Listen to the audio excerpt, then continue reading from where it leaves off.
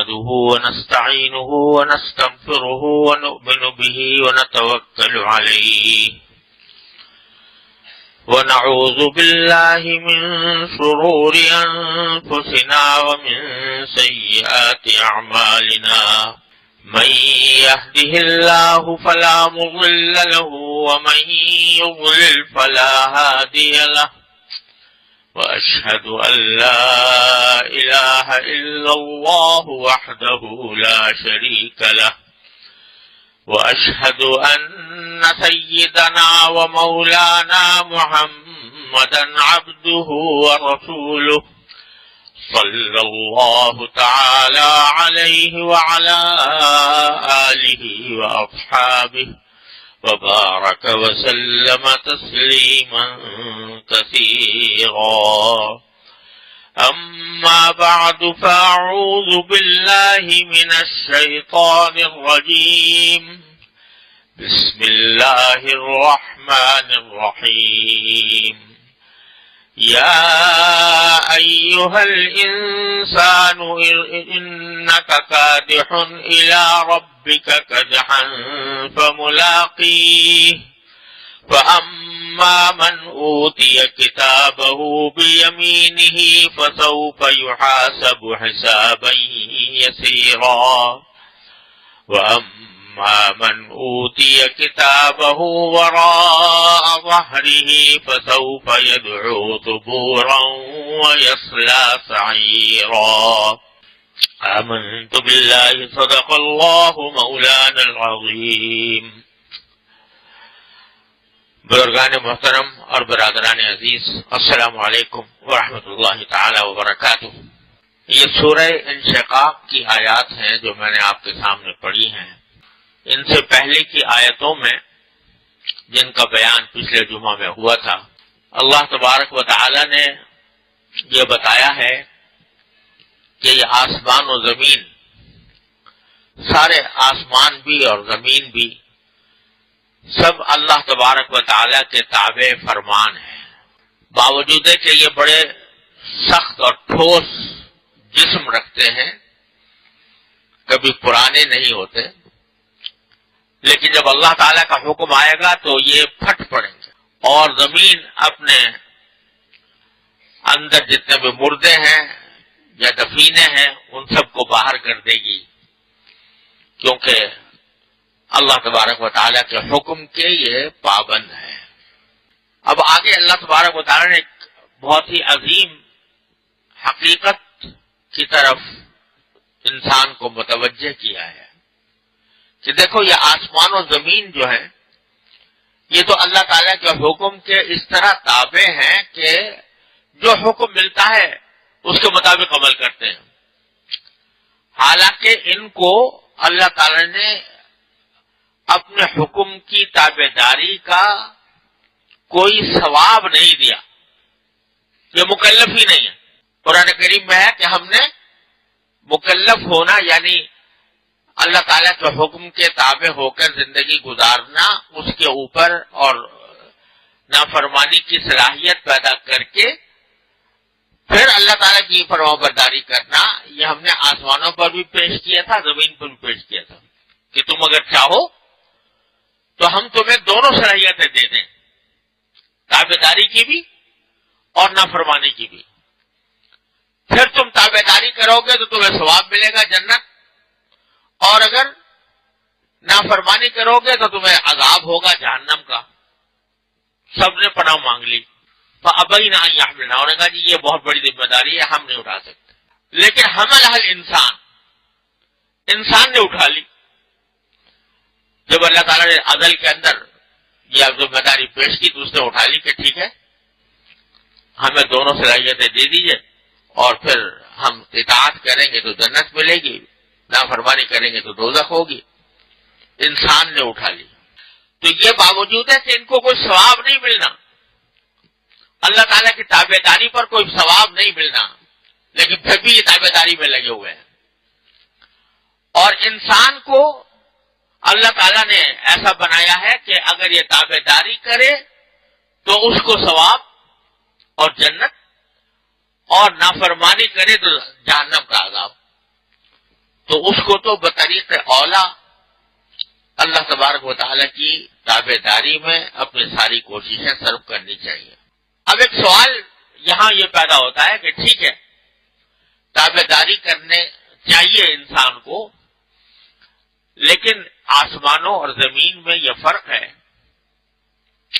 کہ آسمان اور زمین کو اطاعت کرنے میں، تابع داری کرنے میں کوئی مشقت اٹھانی نہیں پڑتی۔ ان کو اللہ تعالیٰ نے بنایا ہی اس طرح ہے کہ اگر جو حکم اللہ تعالیٰ کی طرف سے آئے گا خود بخود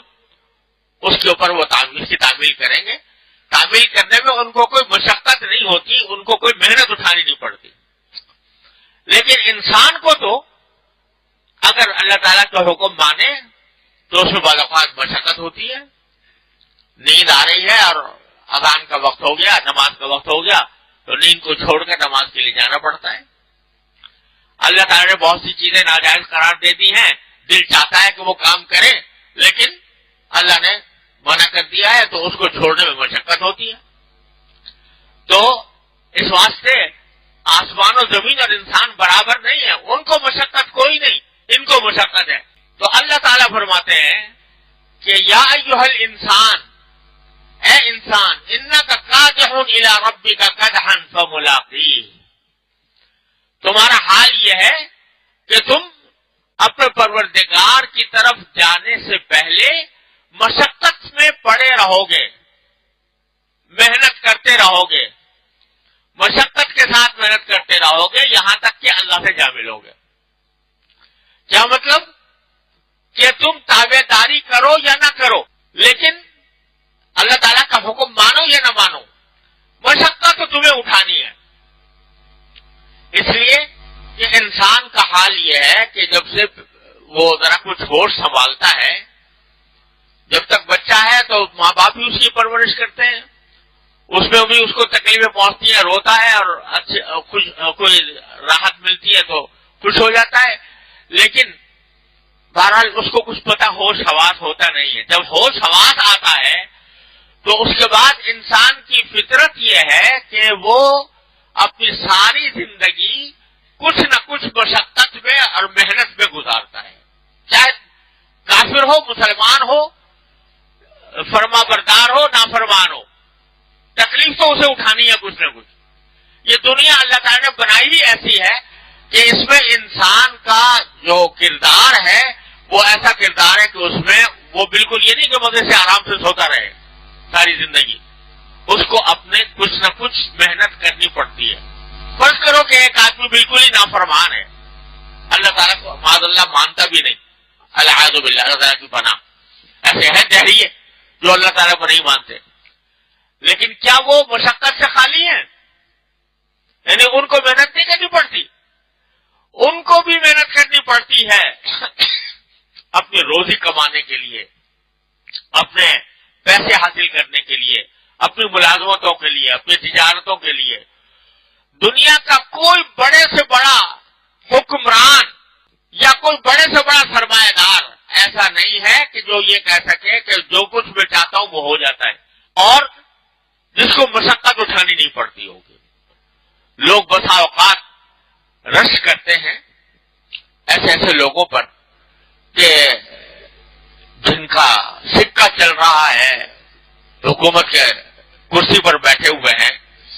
کہ بھئی ان کو وزارت مل گئی، ان کو بادشاہی مل گئی، ان کو صدارت مل گئی، آرام سے زندگی گزار رہے ہیں۔ تو حقیقت میں ان کی زندگی میں جھانک کر دیکھو تو اتنی مشقتیں ان کے اوپر ہے، ذمہ داری کا بوجھ، پورے ملک کی ذمہ داری کا بوجھ، اس میں ایسے ایسے مواقع آتے ہیں کہ آدمی پریشان ہو جاتا ہے۔ مشقت اس کو بھی اٹھانی پڑتی ہے، محنت اس کو بھی کرنی پڑتی ہے، ایسے ایسے خطرات آتے ہیں کہ ان کا مقابلہ کرنے کے لیے انسان کو محنت کرنی پڑتی ہے۔ کوئی بڑے سے بڑا سرمایہ دار، دولت کے انبار لگے ہوئے ہیں اس کے پاس، لیکن اس دولت کو حاصل کرنے کے لیے اس نے کیا کچھ پاپڑ بیلے ہیں، کیا کچھ محنتیں اٹھائی ہیں، آپ اس کا اندازہ بھی نہیں کر سکتے۔ اور سرمایہ داری اور دولت اکٹھا کرنے کے باوجود اس کو راحت کتنی میسر ہے، مزہ کتنا آ رہا ہے، اور اس کے سر ذمہ داریاں کتنی ہیں اور کتنی مشقتیں اس کو اٹھانی پڑتی ہے، اس کا دوسرا آدمی اندازہ بھی نہیں کر سکتا۔ خود میرے پاس ایسے لوگ آتے ہیں کہ جن کی ظاہری حالت دیکھ کر، جن کے مال و دولت دیکھ کر، جن کی فیکٹریاں دیکھ کر،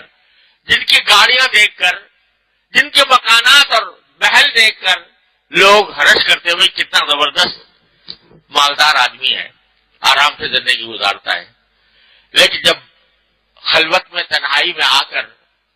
مجھ سے وہ بات کرتے ہیں، اپنا دل کھول کر رکھتے ہیں، تو معلوم ہوتا ہے کہ دل زخموں سے بھرا ہوا ہے، ان کے اندر ایسے ایسے مسائل درپیش ہیں کہ جس کی وجہ سے پریشان رہتے ہیں۔ بعض اوقات یہ جو راحت ہے نا، آرام اور راحت اور لذت، یہ صرف اللہ تعالیٰ کی عطا ہے، یہ اسباب راحت سے حاصل نہیں ہوتی۔ ضروری نہیں کہ کسی کا بنگلہ بڑا شاندار ہے اور اس کے راحت و آرام کے بستر لگے ہوئے ہیں اور نوکر چاکر اس کے ساتھ کام کر رہے ہیں اور بینک بیلنس اس کا بہت بڑا ہوا ہے، ضروری نہیں کہ وہ راحت میں ہو۔ یہ سارے اسباب موجود ہیں مگر پریشانیاں لاحق ہیں، ایسی پریشانیاں وہ کسی سے کہہ بھی نہیں سکتے۔ میں اس لیے بتا رہا ہوں کہ میرے پاس لوگ آتے ہیں، بعض اوقات فتویٰ معلوم کرنے کے لیے آتے ہیں، بعض اوقات اپنا ذاتی مشورہ لینے کے لیے آتے ہیں، بعض اوقات یہ سمجھتے ہیں کہ بھائی اس کے بعد شاید کچھ وظیفہ ہوگا جو ہماری پریشانی دور کر دے گا، اس لیے آ کر اپنے دل کے حال بیان کرتے ہیں۔ تو میں بعض اوقات یہ سوچتا ہوں کہ ایک معمولی مزدور جو صبح سے لے کر شام تک محنت کر کے اور دال روٹی کھا کر اپنے آرام سے 8 گھنٹے کی نیند لے کر سوتا ہے، وہ زیادہ راحت میں ہے، زیادہ مزے میں ہے بنسبت ان سرمایہ داروں کے کہ جن کے پاس دولت کے انبار لگے ہوئے ہیں لیکن اندر سے دل کھوکھلا ہے، تکلیف میں مبتلا ہیں، پریشانی میں لگے ہوئے ہیں۔ تو اللہ تعالیٰ یہ فرمانا ہے یا ایھا الانسان، اے انسان، اور یہاں پر مسلمان کو خطاب نہیں کیا، انسان کو، چاہے وہ مسلمان ہو چاہے کافر ہو۔ انک کادح، تجھے تو مشقت اٹھانی ہے، الی ربک، اپنے پروردگار تک پہنچنے تک تجھے مشقت اٹھانی ہے، کدحن، محنت اٹھانی ہے مشقت کے ساتھ، فملاقی، اور پھر جا کر تجھے اللہ تعالیٰ سے ملنا ہے۔ مشقت تجھے اٹھانی ہے ہر حال میں، اب چاہے مشقت اللہ کی نافرمانی میں اٹھا لے اور چاہے اللہ کی فرمانبرداری میں اٹھا لے، محنت۔ اگر تو نے یہ جو سمجھ رہا ہو نا کہ بھئی اللہ تعالیٰ نے صبح کو فجر کی نماز کے لیے حکم دیا ہے اور نیند آ رہی ہے، سردی لگ رہی ہے، بستر پہ لیٹے ہوئے ہیں، اذان کی آواز آئی ہے، نماز کا وقت ہو گیا ہے، جانا مشکل ہے اور مشقت ہو رہی ہے، اس مشقت سے تو تم نے اپنے آپ کو یہ کہہ کے سو گئے پڑھ کے اور اللہ تبارک و تعالیٰ کے حکم کی فرما برداری نہیں کی۔ لیکن کیا آگے چل کر فرض کرو اسی وقت میں کسی طرح تمہارے پاس یہ پیغام آ جائے کہ صبح کو فلاں وقت میں آپ کو پہنچنا ہے تو آپ کو کسی صدر یا وزیر اعظم سے ملاقات کرنی ہے، تو کیا ہوگا؟ پھر بھی سوتے رہو گے؟ یا اگر فرض کرو تمہارے پاس یہ حکم آ جائے کہ تمہاری جو ملازمت ہے وہ ایسی ہے کہ تمہیں اس وقت اگر تم نہ اٹھے اور وقت پر نہ پہنچے تمہاری ملازمت چلی جائے گی، پھر بھی کیا وہ مشقت برداشت نہیں کرو گے یا کرو گے؟ کرنی تو ہے، چاہے اس طرح کر لو چاہے اللہ کے حکم پر کر لو،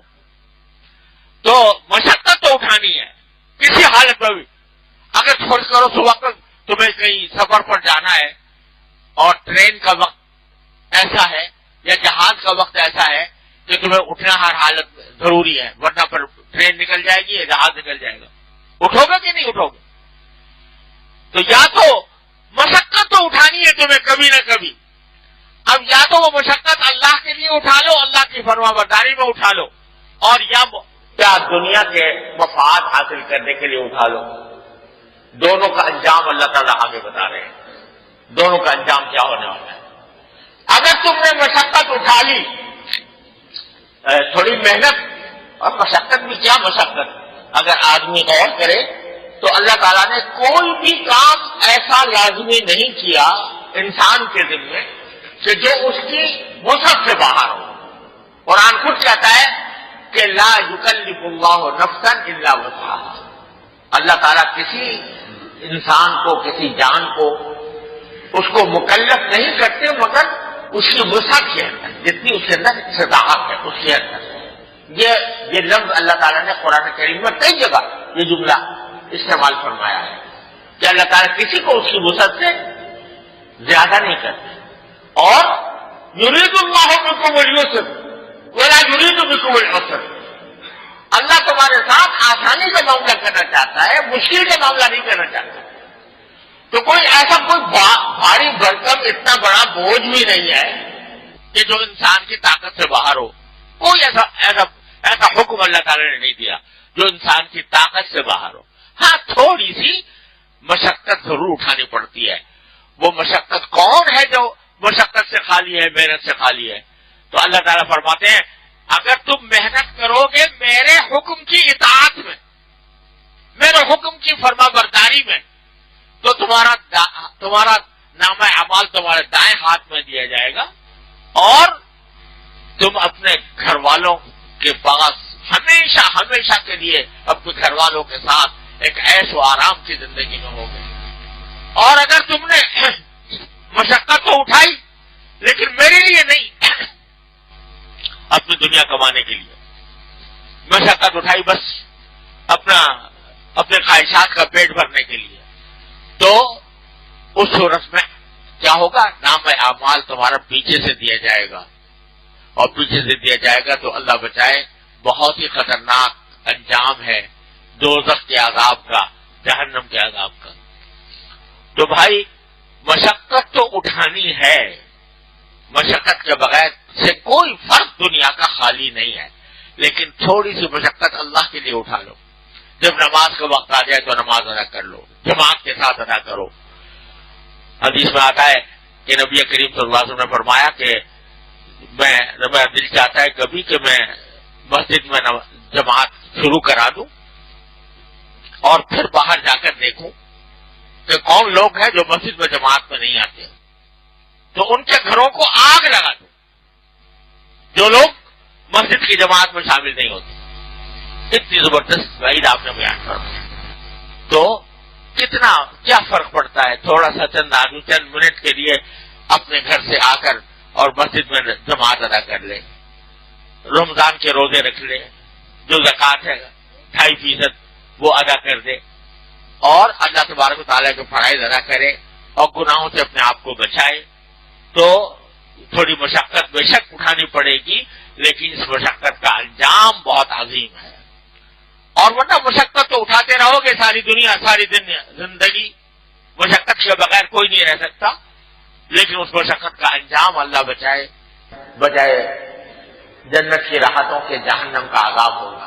تو اللہ تبارک و تعالیٰ اپنے فضل و کرم سے یہ حقیقت ہمارے دلوں میں بٹھا دے کہ اللہ تعالیٰ کے حکم کی فرما برداری میں جو مشقت اٹھانی پڑے گی اٹھائیں گے، انشاءاللہ اٹھائیں گے۔ ایک گناہ کا تقاضا ہو رہا ہے اور اس گناہ سے بچنا مشکل لگ رہا ہے، اس میں مشقت اٹھانی پڑ رہی ہے۔ آنکھیں جو ہیں ان کو اللہ تعالیٰ نے جس کام کے لیے دیا ہے اس کے بجائے دل مچل رہا ہے کہ میں کسی گناہ کے کام کو دیکھوں۔ آج کل موبائل کا فتنہ پھیلا ہوا ہے، اس کے اندر کیا کچھ مناظر انسان اپنی نگاہ کو اس میں استعمال کرتا ہے گناہ کے کام میں، تو دل مچل رہا ہے، لیکن ذرا اپنے اوپر جبر کر کے، زبردستی کر کے اپنے آپ کو مشقت میں ڈال کر اس سے بچا لو۔ تو حدیث میں فرمایا گیا کہ جب آدمی اپنی نگاہ کو گناہ سے بچاتا ہے تو اللہ تعالیٰ اس کے دل میں ایمان کی حلاوت پیدا فرماتا ہے۔ اللہ تعالیٰ انشاءاللہ وہ ایمان کی حلاوت محسوس ہوگی اور اس کا انجام انشاءاللہ آخرت کے اندر وہ ہوگا جس کا ذکر آگے آیات میں آ رہا ہے۔ انشاءاللہ اس کی تفصیل اللہ نے چاہا تو زندگی عطا فرمائی تو اگلے جمعہ میں عرض کروں گا۔ اللہ تعالیٰ ہم سب کو اپنے فضل و کرم سے یہ حقیقت سمجھنے کی اس پر عمل کرنے کی اور اپنی زندگی کو اللہ تعالیٰ کے تابع فرمان بنانے کی توفیق عطا فرمائے۔